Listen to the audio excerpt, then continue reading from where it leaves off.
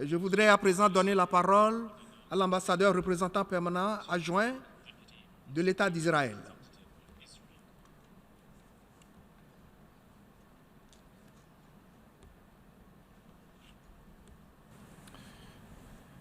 Merci beaucoup, Monsieur President, Excellencies. At the outset, I would like to express our sincere condolences and deepest sympathies to the French Republic and to the French people in the wake of the horrific attacks on Paris, the City of Light, this past weekend. We are similarly horrified by the bombing of a Russian plane in Sinai, the bombing in Beirut, and by the horrendous events of today in Mali. Terror has attacked Israel as well this week, but this is rarely, if ever, mentioned in this hall. I'd like to thus remember here those victims of terror.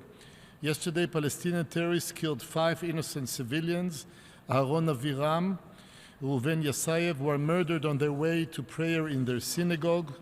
Later, Yaakov Dayan, father of 4, Ezra Schwartz, an 18-year-old American volunteer, and Shkadi Arfa, a young 26-year-old Muslim Palestinian, were shot to death by a Palestinian terrorist that, like all terrorists around the world, did not distinguish between his victims' nationality nor their religion. We must condemn all types of terrorism and make clear that terror is terror, no matter where it attacks us and who the victims are. Monsieur President, last year, a 9-year-old Syrian boy arrived at the children's ward of the Western Galilee Medical Center in northern Israel with severe injuries. His tale was one that no boy should experience, seeing his brother decapitated before his very eyes. Like this young child, there are hundreds of thousands of Syrian children who have witnessed atrocities that have shocked the conscience of the civilized world. We have all seen the horrific images of death and destruction in Syria, Iraq, Yemen, and Libya. Hundreds of thousands of lives have already been lost, and still the international community has yet to respond adequately to this ongoing crisis. Today we are witnessing the consequences of years of unchallenged oppression in each one of these failed states. In Syria, one of the world's most devastating civil wars in modern history is taking place. In Libya, the catastrophic collapse of state institutions, and in Yemen, sectarian conflict has taken the lives of thousands. And yet the global community is still grappling with the question of the origin of these atrocities.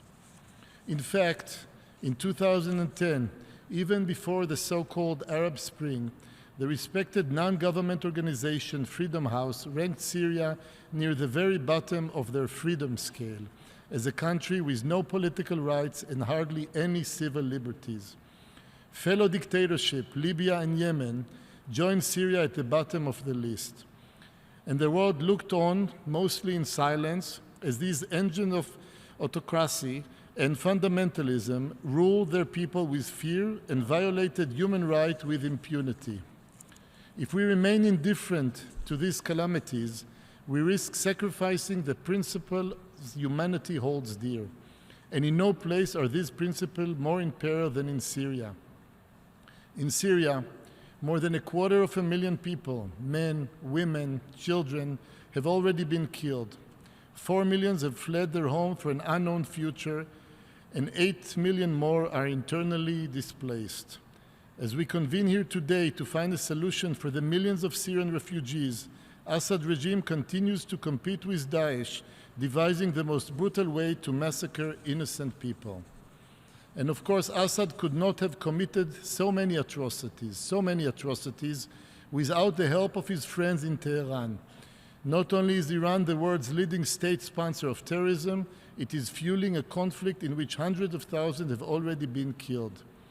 To those who hope that Iran might be a part of the solution to the problem Daesh poses to all of us, I say, sometime the enemy of your enemy is your enemy. Mr. President, when it comes to assisting refugees, humanitarian aid is crucial.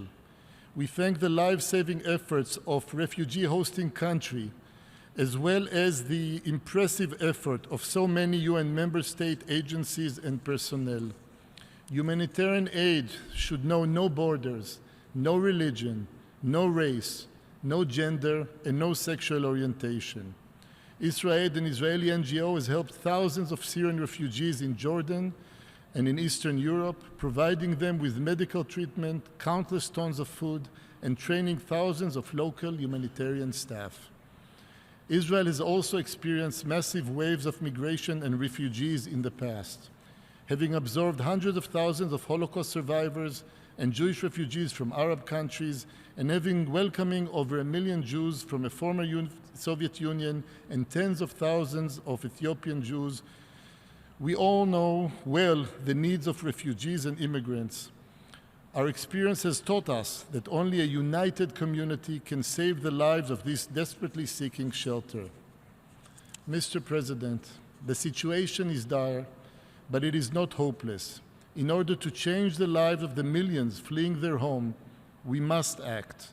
Human rights violations committed by autocratic regimes must not be left unanswered. When children are indoctrinated instead of educated, we can no longer sit on the fence. When women are subjugated and segregated from the rest of society, we can no longer stay passive, as the Secretary General said today. When corruption fills the vacuum created by failed leadership, we must confront it. When violent fundamentalist ideologies masquerade as legitimate religious beliefs, we must oppose it. The millions fleeing their home are telling their story in despair. They are tired of repression, of autocracy, of civil war, and they are tired of religious extremism. They simply dream of living a normal life in their homeland. Let us make this dream a reality. Thank you. Je remercie l'ambassadeur représentant permanent adjoint de l'État d'Israël et je donne à présent la parole aux distingués représentants du Royaume-Uni, de Grande-Bretagne et d'Irlande du Nord.